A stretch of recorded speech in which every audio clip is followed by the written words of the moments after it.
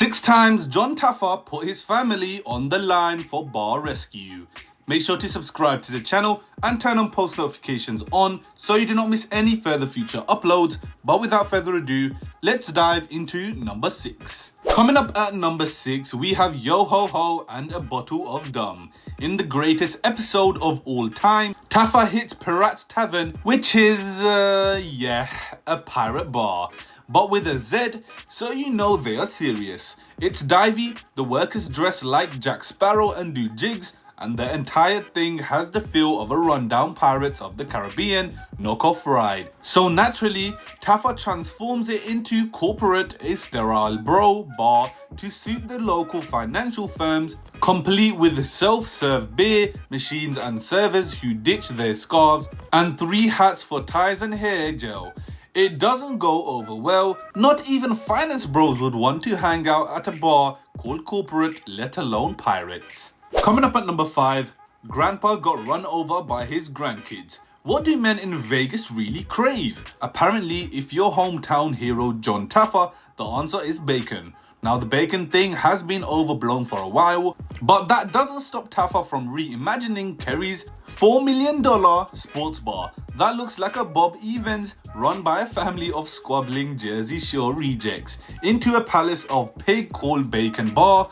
There are bacon-rimmed cocktails, bacon-loaded food, pint glasses of bacon, bacon-themed art, TVs showing sizzling bacon, and enough pig-based decorations to make Pink Floyd envious. If you thought the bacon trend was overblown, well, as a matter of fact, you are correct. Coming up at number 4, we have crayons and anger lines. For 21 years, Underground Wonder Bar was a legendary music venue hosting jazz, funk and reggae. Then it moved to River North, a neighborhood dominated by peppy bros. They seem confused by the wispy-haired hippie owner, who performs her unique blend of squealing and piano jazz 4 nights a week. They also serve frozen pizzas. Taffer also develops a bacon-focused menu because 43% of men would rather eat bacon than have sex.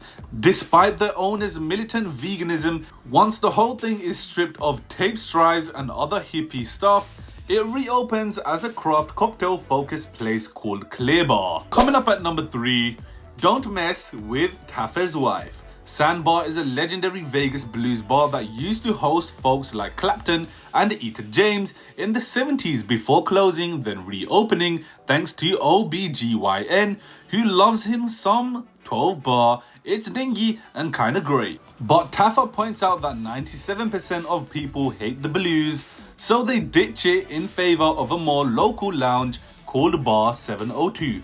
The area code. Coming up at number 2, Ants with Wings Bro. Portland's Tonic Lounge is a dingy throwback bar in a little hobbit-looking building that hosts generally terrible punk and hardcore shows.